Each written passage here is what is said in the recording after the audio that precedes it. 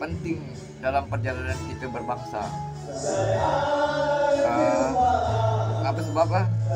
Karena salah satu simbol kedaulatan negara itu ada pada bendera.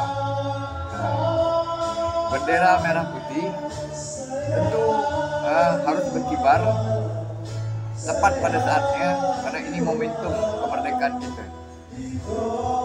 Melidih sedikit, nah kedaulatan kita tergeser. Jadi kita punya pemuda-pemuda yang mengibarkan bendera. Nah, sebatas itu ini menjadi inspirasi gitu, bahwa bendera ini berkibar bukan untuk satu hari, tapi untuk selama-lamanya.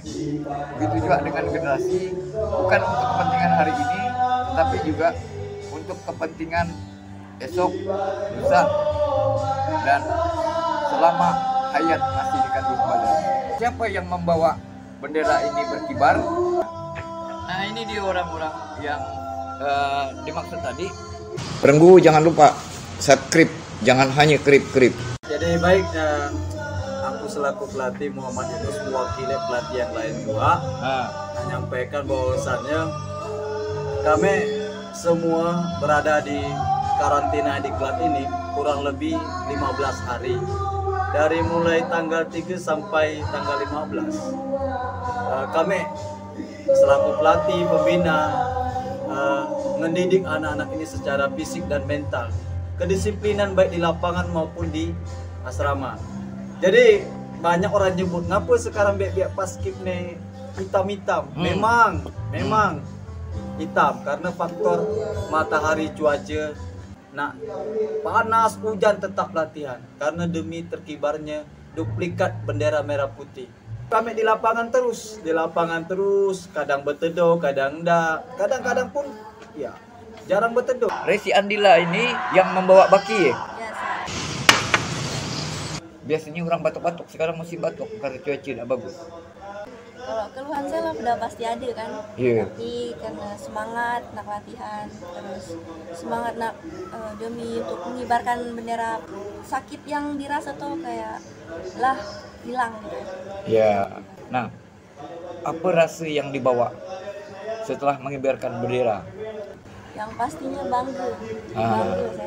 Bisa bangga. Senang bisa terpilih jadi anggota Paskibraka, dapat membagikan kedua orang tua. Sebagai pelatih, nah Kak Yunus ini mungkin punya pengalaman. Selaku pelatih ataupun pembina, kami itu memang menerapkan kedisiplinan dulu. Karena sebelumnya bebek ini kan belum mendapatkan karantina seperti ini gitu kan, cuman di rumah gitu. Kalau di sini kan makan aja diatur, ada tata cara makannya, terus cara penyampaian kosakatanya, terus penyampaian public speakingnya, terus kedisiplinan dia dalam bercakap, bersikap, berperilaku, semua kami terapkan di sini. Jadi kedepannya kami harap setelah karantina ini apa yang kami sampaikan semuanya bisa dipraktekkan, baik itu di rumah, di sekolah, ataupun di masyarakat umum. Itu gunanya kami mendidik pemuda-pemudi seperti ini yang kelak insya Allah akan menjadi penerus bangsa dan negara ini. Biasa di rumah bangun jam berapa lah? Kalau di rumah biasanya kalau sholat subuh itu tidur lagi biasanya kan. Lalu bangun tuh jam 8-an. Iya. Di sini tuh teratur jadi. Teratur. Nah, ada kata orang ada dua ndak pong tidur. Dua waktu ndak pong tidur. Selepas subuh dan sesudah asar. Nah, jangan gini. Nah, apa yang dikerjakan setelah subuh? Kalau sudah subuh biasanya olahraga pagi. Senam kayak lari. Terus gini udah habis olahraga pagi kembali ke kamar bersih-bersih, terus makan pagi sarapan. Oh, di sekitar hotel ini atau keluar? Sekitar sekitar hotel, biasanya keluar juga. Iya. Nah, Renggu, kita melihat ini lokasi tempat karantina. Jadi memang dinas pemuda dan olahraga itu memang menempatkan di tempat yang ada di tengah kota, dekat dengan pusat pelatihan, tapi juga nuansanya nuansa alam. Nah, namanya green tropical ya. Kita berada di lapangan, menghirup oksigen dalam ruang, kita rajin ngantuk karena kekurangan oksigen. Nah, kia pengatasi ngantuk itu. Mengatasi ngantuk. Berpikir positif aja. Ya, ada misalnya kalau pembina, kia Kalau kami jadwal padat kan? pelatih pembina, kalau mereka ini kan memang kami jadwalkan, baik itu makan, istirahat kami jadwalkan kan. Jadi mereka nih, adik-adik ini setelah makan malam dan terus melaksanakan ibadah sholat isya, terus ada pembekalan ini sedikit dari pemerintah daerah ataupun unsur-unsur instansi terkait gitu kan, dari pukul 8 sampai pukul 10. Sampai pukul 10 terus dilanjutkan apel malam, persiapan untuk istirahat. Jadi kurang lebih jam 11 malam itu adik-adik ini sudah istirahat. Terus dilanjutkan kami bangunkan lagi mereka jam 4 untuk persiapan sholat subuh. Setiap hari selama 15 hari ini. Terus kalau untuk masalah ngantuk sih mereka sendiri yang mengatasi. Kalau kami tahunya mereka istirahatnya cukup, di lapangan latihannya semangat. Kalau ada yang ngantuk, tetap kami akan melaksanakan sedikit punishment. Contohnya kayak push up biar lebih melek lagi, jogging. Seperti itulah. Sekolah di mana? Di SMA 1 Sijuk. SMA 1 Sijuk itu. Apa yang diajarkan tadi ternyata mirip-mirip sekolah kedinasan. Ada ke setelah ini terilhame atau tergerak hati, oh aku ini kalau kuliah jangan-jangan macam gini. Rencananya nak kemana gitu? Insya Allah saya nak lanjut untuk sekolah Polwan. Sekolah Polwan. Ya kan, benar kan? Nah, salah satu buah dari yang ditanam dari pelatih anggap panitia adalah mendidik kedisiplinan, dan biasanya kedisiplinan itu identik dengan polisian, kedinasan ya. Nah, sekolah kedinasan itu saya biasa ya, orang lihat juga karena namanya orang berbaris ya, harus disiplin kan, ada gerakan. Tapi dari sisi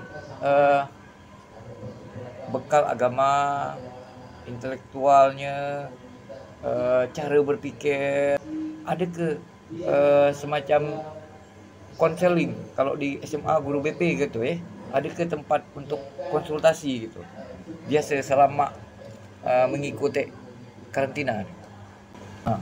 Pasti ada sih kan pembina-pembina biasanya. Keluh kesah.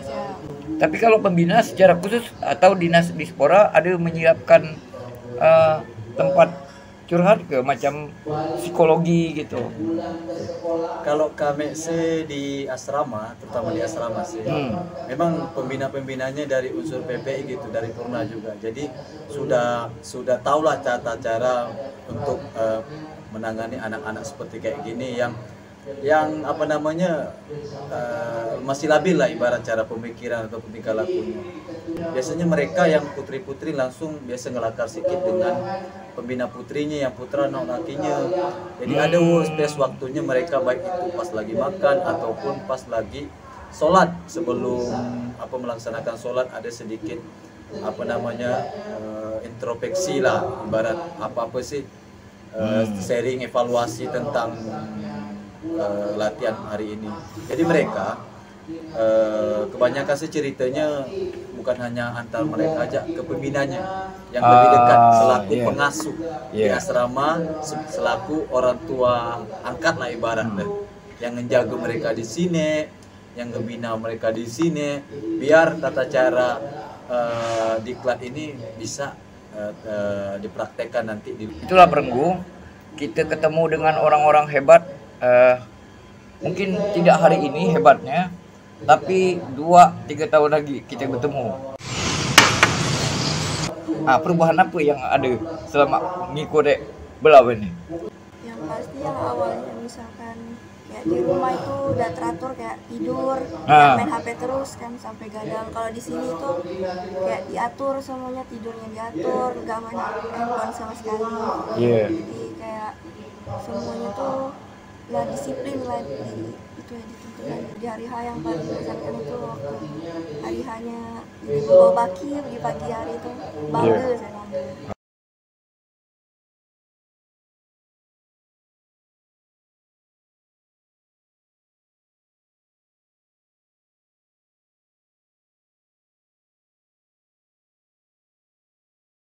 Pak Guru. Itu saja. Pak Pelatih. Oke, inilah kawan-kawan kami, tim kami nih, yang dinamakan super tim bukan superhero. Ya. Ada nasi kok kurang. Terus. Tim Angler nasi kok kurang. Angler eksekutor.